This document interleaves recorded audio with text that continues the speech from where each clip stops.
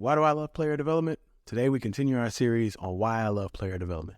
Today we'll talk about being in player development, transitioning out of player development. We'll talk about acting, life coaching, and different things that my guests can help you understand and know better. Hello. My name is Ed Jones II, and I am the founder of Beyond the Field Player Development and the host of this podcast, the Player Development Pod. I am so excited that you have spent time with me here, and I'm really excited that the Player Development Conference registration link is live. Let's go. You can register for the conference today. The link is in the show notes, and I'm excited that we are little less than 2 months away from the Player Development Conference. And since we're talking about the Player Development Conference, I want to give a shout out to ATS, Athlete Transition Services, who is a gold sponsor of the conference.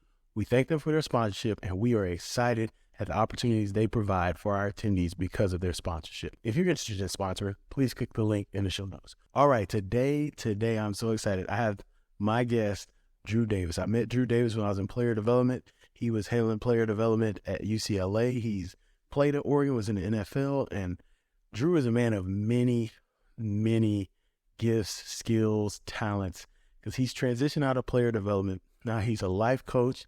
He'll talk about some of the stuff he's doing as an actor, and we'll just kind of have a natural conversation talking about, his path and all of that, his transition out of player development, how he continues to develop people in his work, and just different stories from here on out. So excited to have you all here. Here is our conversation.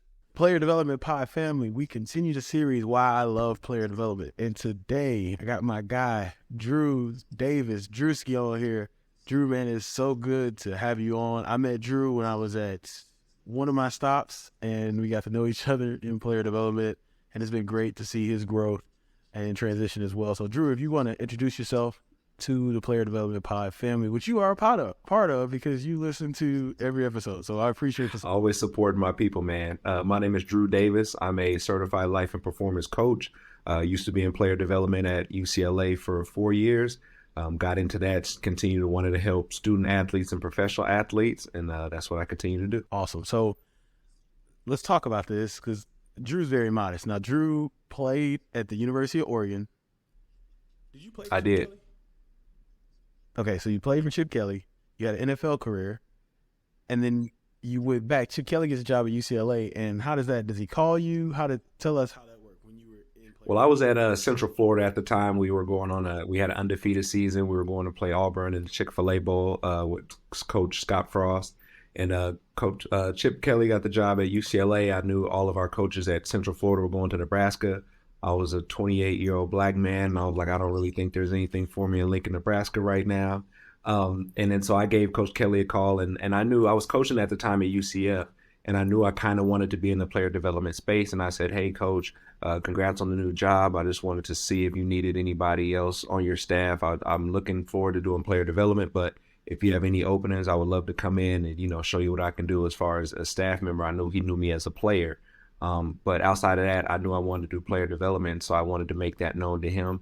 He told me to give him a call and we should talk after we wrap up the season with Central Florida. So he went ahead, won that game against Auburn, and then after that, flew out there for an interview, got the job, and hadn't looked back since. Let's go American Conference. Yeah, I was in the American Conference. We were so excited. Y'all got that dub. Let's go. That's awesome. I always tell, people always ask, how do you get into it? That's probably the number one question you got when you're in the role. It's still now, how do you get into it? And it's just, I say relationships and connections. I hate to make it short and sweet, but that's what it is. For you, it was your former head coach. For me, it was a coach who recruited our players who knew me, and so that's pretty cool. So how was it though? Because, Oregon, UCLA, Pac-12 rival or opponent. How was that? Man, it was actually pretty cool because I was choosing between Oregon and UCLA when I was coming out of high school. And my dad really wanted me to go to UCLA. He was all about education. If anybody out there knows any African parents or has any, they know that education is number one. They don't care nothing about no sports, no football, no anything else you're good at. And I ended up going to Oregon just because I wanted to wear some nice jerseys and I wanted to win some games and I knew I was going to be successful in life. But that was just my full circle moment for me with life coming back around. I had been on UCLA's campus for a visit. The game I went to was back in 2006 when they beat USC. I think the score was like 13-9 or something like that, knocked them out of the national championship. But just having that just full circle moment and me spending 4 years at Oregon and then turning around and spending 4 years at UCLA as well, I really got to see what they were as an institution and why they're one of the most applied to university public institutions in the country. And just seeing being director of player development there, as far as the networking that it gave me for our student athletes, for jobs, and connecting them to people in the entertainment industry or the movie industry and all those types of things, it was very beneficial for me as a director of player development because it made my job a lot easier, giving me a lot more connections to help my players branch out to. See, that's something I like when I did player development, being in the city of Houston. Now, Houston's not LA, but you got Fortune 500 companies. And like, I remember going to one of the business offices, something like that. And I was like, hey, can I get your alumni? And they were like, they're not really interested in athletes. I sent an email out. Bing, bing, bing, bing, bing, bing. And I can only imagine how it is in LA with so many headquarters and startups there. And like you said, the film and television industry, that's pretty awesome. So which part, I don't want to assume, but I think are you? I'm not from LA, originally from Denver, Colorado. Denver, Colorado. Okay, I knew it was West Coast. Okay, good. I'm glad I didn't assume. All right, Drew, I know you. I know you're passionate about people, passionate about impact. I mean, our listeners have already heard that so far. But why do you do what you do? I pretty much do what I do because I've always loved helping people. I get such a joy out of it. I had somebody in college by the name of James Harris who helped me a lot after I tore my ACL in college, and football was the thing that I did the most. It wasn't the only thing I was good at. But it took me tearing my ACL, and it took somebody else to see that, another young black man, to pour into me, to get me to start going to the community service stuff, to the outreach stuff, to the resume workshops and things like that. And I just knew how big of a deal that was to me to have somebody who invested in me. And I've had great mentors throughout my whole life. But somebody when I kind of really didn't know what the next direction was to go and the way to go. But to know that that's a job, and I think that's why so many people are interested in player development, is because you're like, hold on, you get to hang around the players and you're getting to help them with resume stuff and you're checking in with their parents and, you're doing the good and the bad when, they might not get a passing grade in class or when they're going through an injury and working back on the field.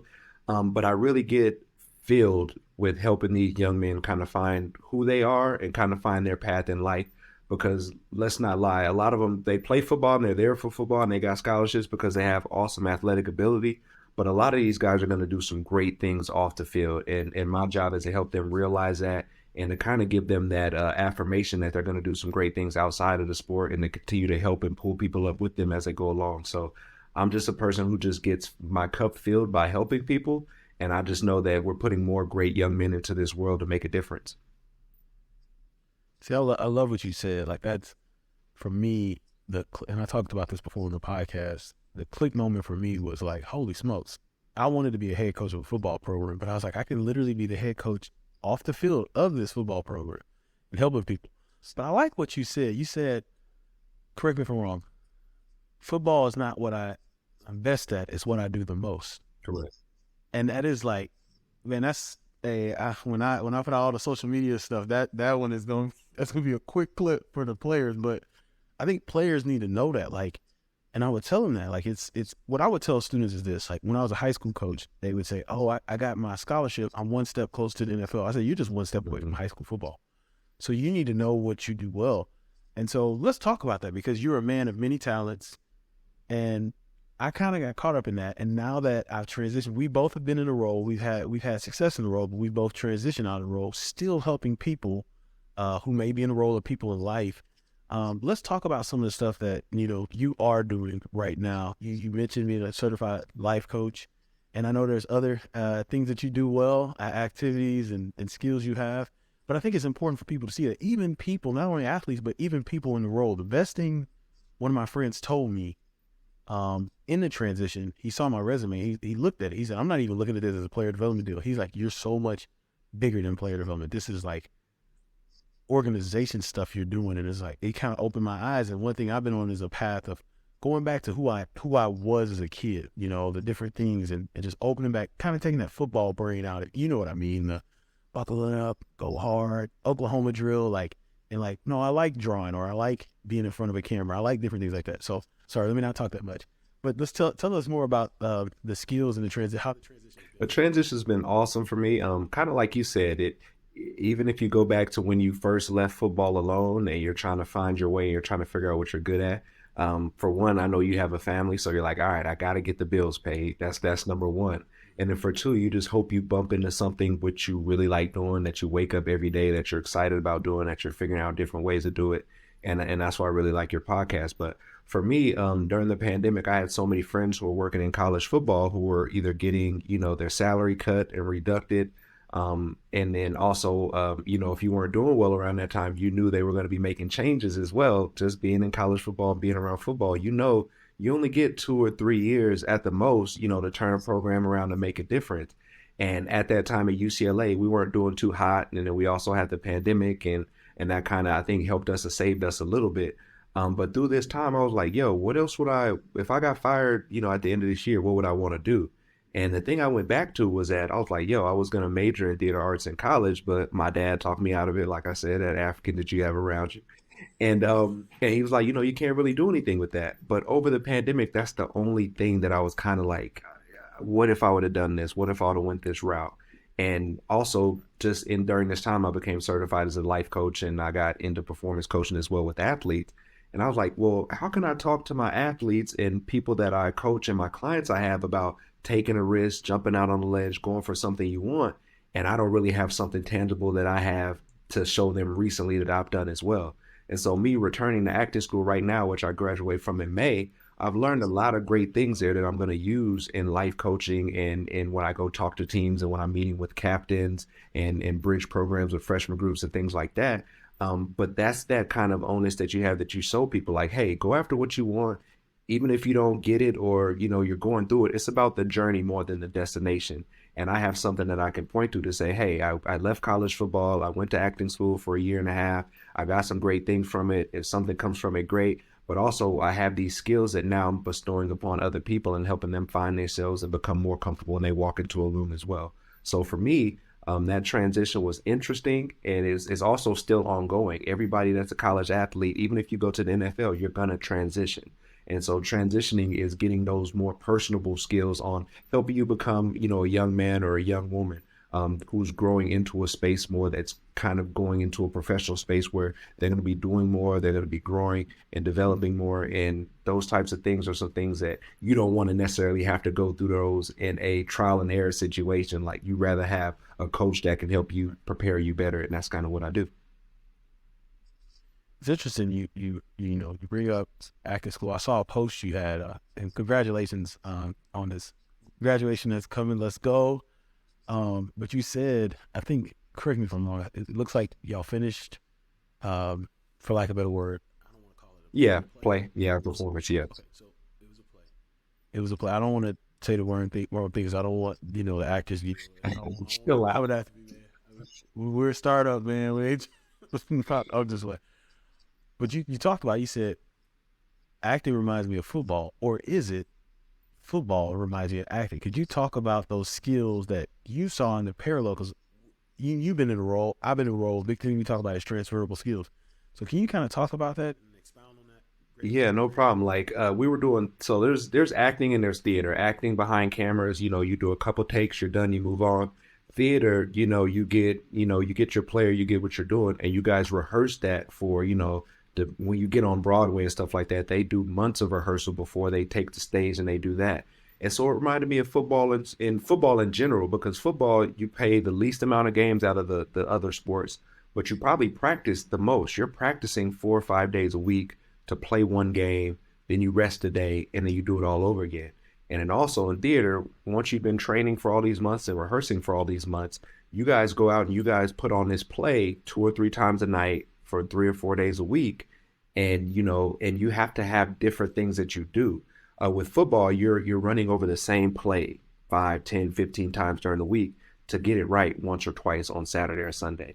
And so from that aspect, I really took to theater more, because that sense of getting on the stage and going through the same stuff and the director giving you notes and adjustments that you have to bring to the next rehearsal. And then you have to go and rehearse with your scene partner or the people that are in your scene as well, which is just like being in football. You go out as a wide receiver. I can go out and run routes on my own, but I got a dude that throws me the ball that I need to be on the same page with as well. And so if I'm running the right route and I'm doing all this good stuff, but we haven't had our timing right, it's going to be off a little bit. It's not going to be as perfect. And so I said that in the sense of like, you put in so much work and you do so much, and then you get one performance to do it, to make it happen and to make everything come together. And then after those 30 or 45 minutes or however long the play is, it's over. And then you're on to the next player, the next scene, or the next casting that you have. And so it's a very small amount of time to put so much stuff together, and it takes so much of so many people to make a great product, that it just reminded me a lot of football with the amount of work you put in, the amount of camaraderie you get from everyone.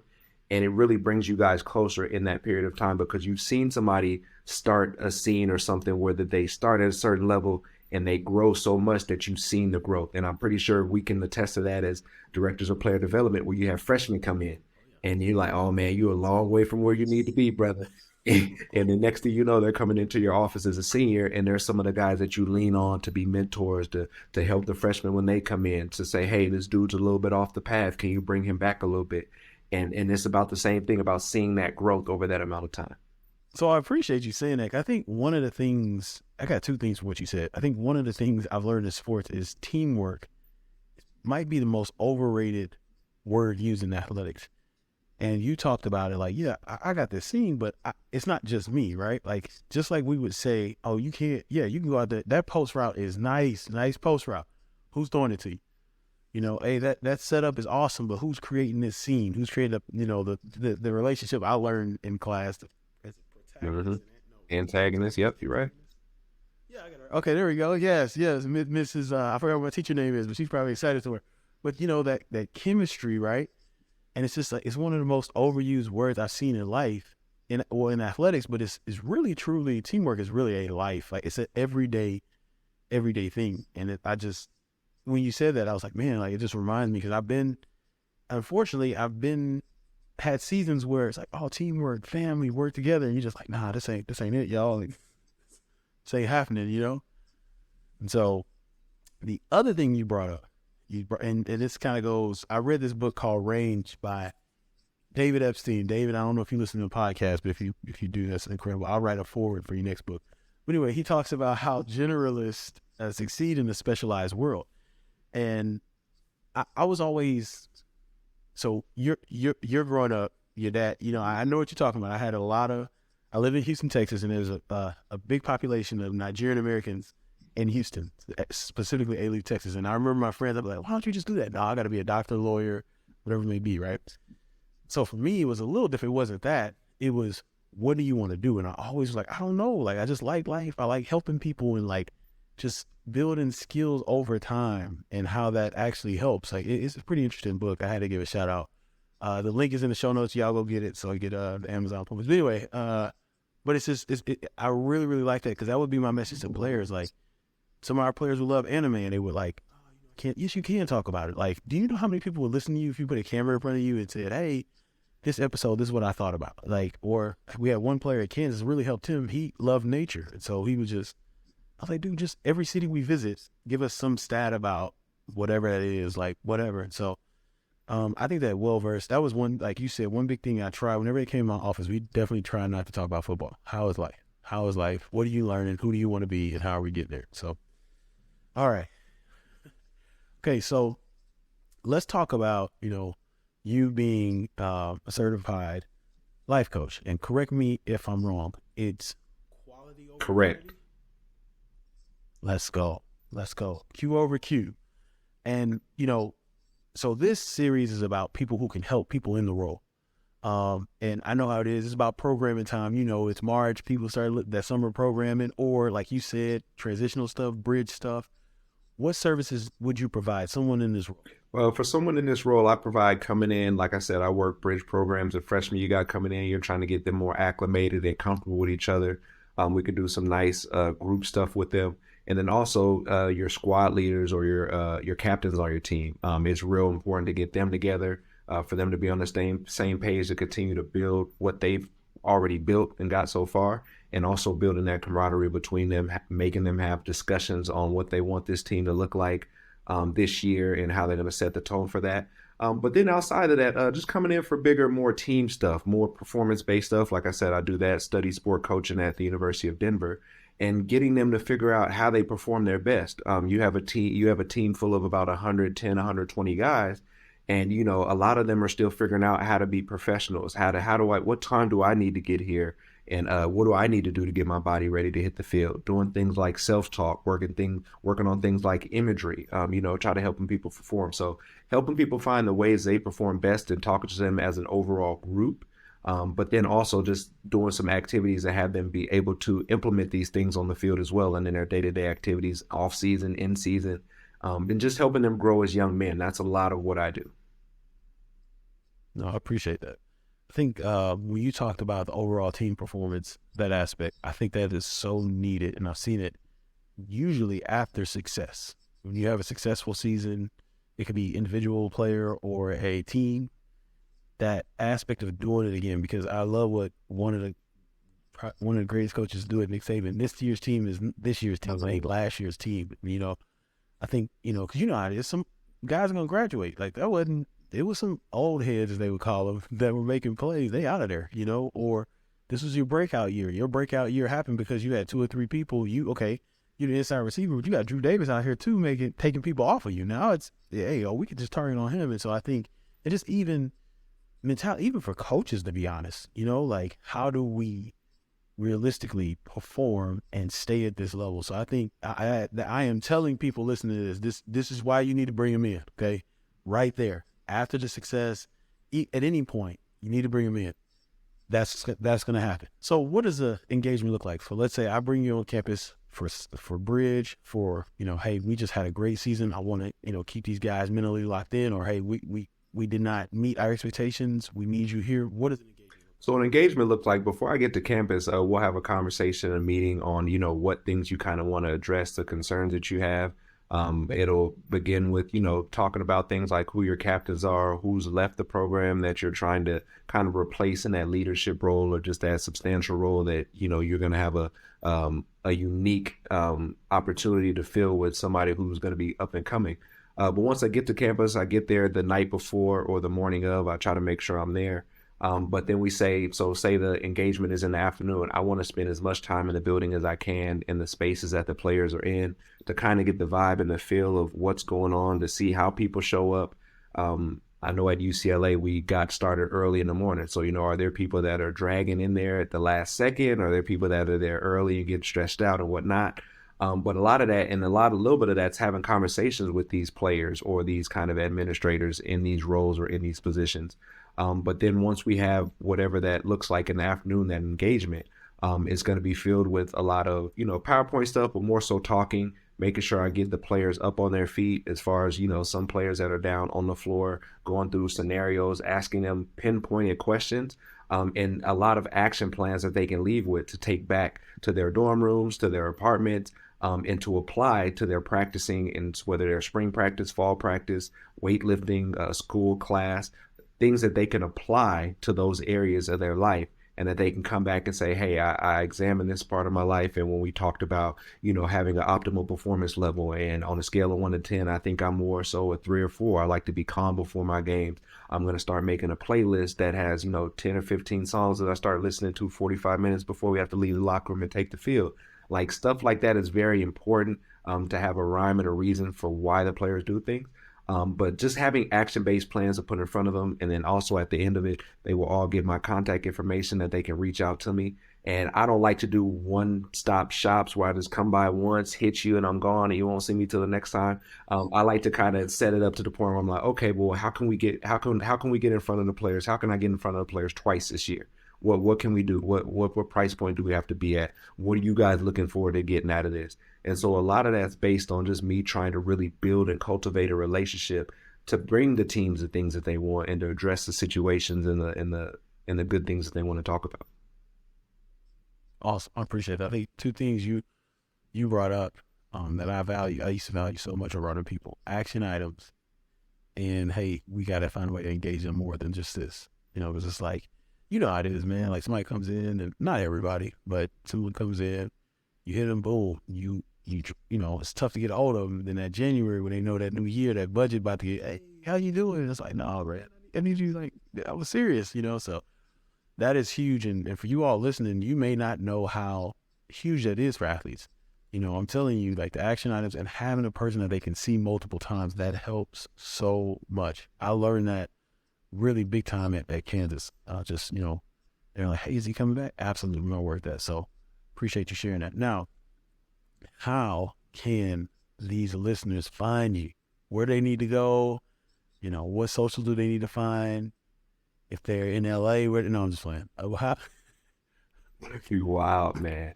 No, like you said, the business name is quality over quantity. So you just think you want to do something better, one time rather than do it 10 different times. So quality over quantity by Drew, and that'll be .com. You can go there. I have a business inquiry page where you can write anything you want to write. We can schedule a meeting where we can talk about some of the things you want to bring me in for and what else I do outside of that. And then also on Instagram, like you said, you hear quality over quantity, just think Q over Q by Drew. And you can find that on a lot of these Twitter, Instagram as well. And you can write me a message on there. But the best way to contact me is through the business page. That's what I paid a lot of money for it for. So go there. It's a very nice page. Tell me what you think. But looking forward to hearing from you and answering questions you have. Awesome. And all that will be in the show notes. Y'all know that. It's going to be in the show notes. But man, I this is your open mic. Before you do open mic, I'm going to say this because I'll forget. I'll get excited and forget. But man, as I was transitioning in 2022, it was tough, man. I'm not gonna lie. And I remember, man, you sent me a card, man, and you had all these quotes, and that touched me, man, because it was just, I was in a place where I was like, you start doubting yourself, right? Did I do it? Can I do it? Are they right? And I'm like, nah, I'm fighting. Like, no, I'm good. Like, it happened. Everybody not gonna love you. It is what it is. And I remember those quotes, man. Like, that was, I kid you not, that day I was just, man, I was down, man. I was down, and I go to my mailbox. I think I was actually talking to my neighbor about not being at that university anymore. And then I opened that up, go inside, and man, appreciate you, man. And so I literally kept that when we stayed in Texas. There's a desk we use, and it's actually that desk back there, my wife's desk. I just kept that card so I could see it. So when I'm filling out applications or I'm, writing out a podcast, different things like that. So I am a testament to the power of words from Drew, and it really helped me. So I want to give you flowers before I give you open mic, because I did not want to forget and then like record by myself and have to edit this video. So yes, but this is your open mic. This is your time to just, talk about whatever you want to talk about, pub, the business, pub, whatever. This is open mic. Awesome, man. I greatly appreciate you, Ed. One thing that during the pandemic is I've been a connector of people. I've been one of those people that I really love friends. I really believe that there's a lot of people that are put around you for you to do some special things, but for you guys to support each other and be there for each other when you're going through stuff, you're going through stuff, both good and bad. And so I just did what was in my heart, what my parents have taught me how to do, man. And that was making sure I continue to look out for good people, man, letting them know that, hey, this isn't the end. It's the beginning. This was the end of one chapter. It's the beginning of another. And so I really felt like you needed to hear that, and that was on my heart. And so that's what I do for a lot of people around me, man. So, Ed, just to let you know, you're in the circle, man. You tapped in there, so it's good to have you. But just as far as the open mic, man, I know there's a lot of things going on in college football and professional sports, but I think it's very important to put a good support system around these players and these student athletes and continuing to do that. Like, they're getting a lot of great coaching on the field. They got some great strength coaches. They're getting some great food. They got some NIL money coming in. There's a lot of good things happening for them. But we need to continue pouring into these young student athletes. And I connect with the male student athletes because I was a football student athlete. But that doesn't mean I don't care about, the women's sports and other sports and things like that. But I know the more resources we continue to put around them, the better off they'll be when they leave the building. And so if that's something that's real important to you, as far as making sure your student athletes and your athletes are good once they leave the building, and that they have the right things in place in order to be a good, young, functioning student athlete outside of the building, then I would definitely say look into what I do, try to get on the phone with me, get a call with me. I would be happy to talk with you. And for me, it's about the student athlete. It's about pouring into them, and it's about helping them become the best that they can be, which I think a lot of us are interested in. So I appreciate your time, Ed. I appreciate you having me on. And anytime you want me, man, I'll come on. So I appreciate you. Man, I appreciate you. Thank you so much for being on. And you all listening, this is another reason why I love player development. The people, man, the people that are in it, the people that are helping you enroll. You are not in this alone. So don't ever think you're by yourself. And one of those incredible people who, as time over time, not just me, I've got, I'll say this. When I interviewed season 2, Tony Washington, Cedric Steptoe, Drew, man, I didn't know Drew. Yeah, man, we in the pre-show, we gotta hit, Drew's awesome. So, like, y'all are listening to someone who is literally impacting lives on so many levels every day. So, thank you. I want to say thank you so much for all you do. And hey, this was a good one. Player Development Pod. Reach out. He is there. He will help you. He will help you better your program. It's going to be a great investment for you, yourself, and your program. That's the end of the show today. Thank y'all so much for being here. Remember, the Player Development Conference registration link is live. Go there, register. We'll see you there. Drew, thank you so much for being here. And y'all have a great day. As I always say, go out and create generational impact. Don't wait. Create that generational impact today.